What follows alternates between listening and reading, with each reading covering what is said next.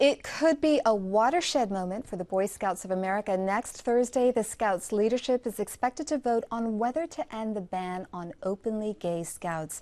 The resolution reads, in part, no youth may be denied membership in the Boy Scouts of America on the basis of sexual orientation or preference alone.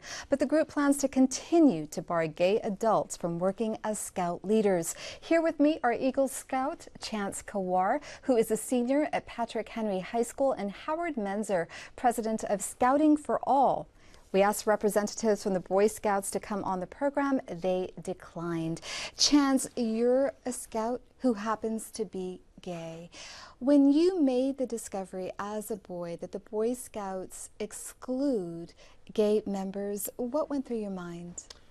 I guess I would say I was confused. I didn't understand why that would be something that had any relation to Scouting. And I didn't want it to impact my Scouting career, and so I made a decision to not share it with anyone. You recently wrote an op-ed piece in the UT San Diego about your experience of being gay in the Scouts. What was the reaction from the organization?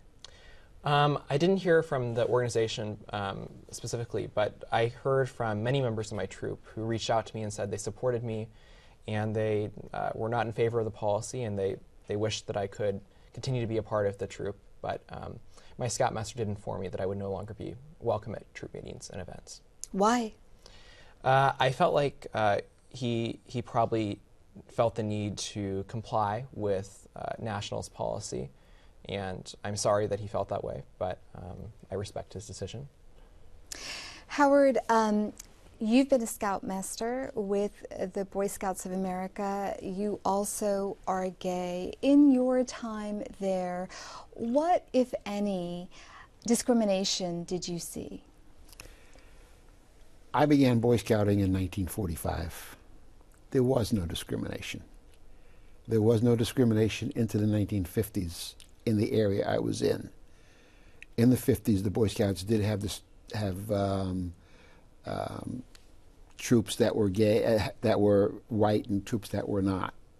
So they had segregation in the South, and they allowed it until they got sued. In the 60s, they did a lot of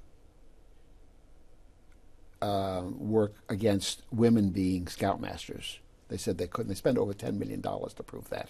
But you left because of discrimination. Is that not correct? I left because of discrimination. The last thing I was doing in Boy Scouts at the time that I just had enough of it was teaching Scoutmasters teaching Scoutmasters CPR and first aid from the Red Cross so they could take kids out more safely, and teaching the first aid merit badge. Often they were both in the same class.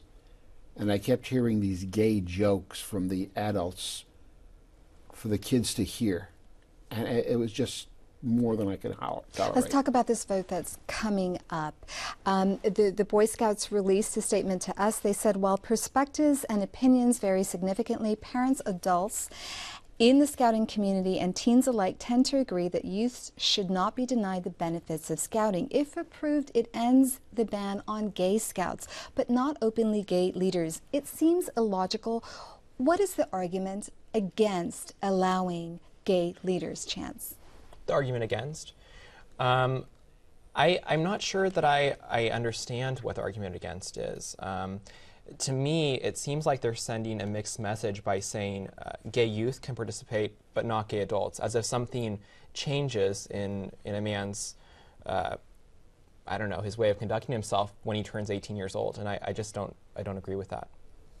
What effect has the rule banning gay members had on the Boy Scouts, both on the Scouts and the organization?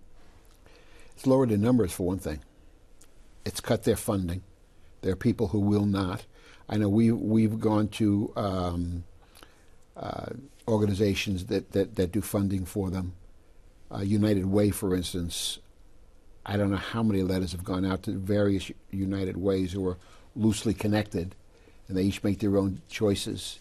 We ask them about their non-discrimination policy, And then why are they funding the Boy Scouts? I want to jump in here. Chance, what kind of pressure do you think the Boy Scouts is receiving both inside and from the outside on this resolution? I think they're feeling a lot of pressure, in part because I think our culture is changing, and the Boy Scouts of America recognizes that. No longer is it being gay something you need to be ashamed of, and I think that the Boy Scouts of America would be wise to listen to the voices that are coming from not only outside the organization, but inside the organization. There's a lot of debate over where we should go from this in terms of the membership policies.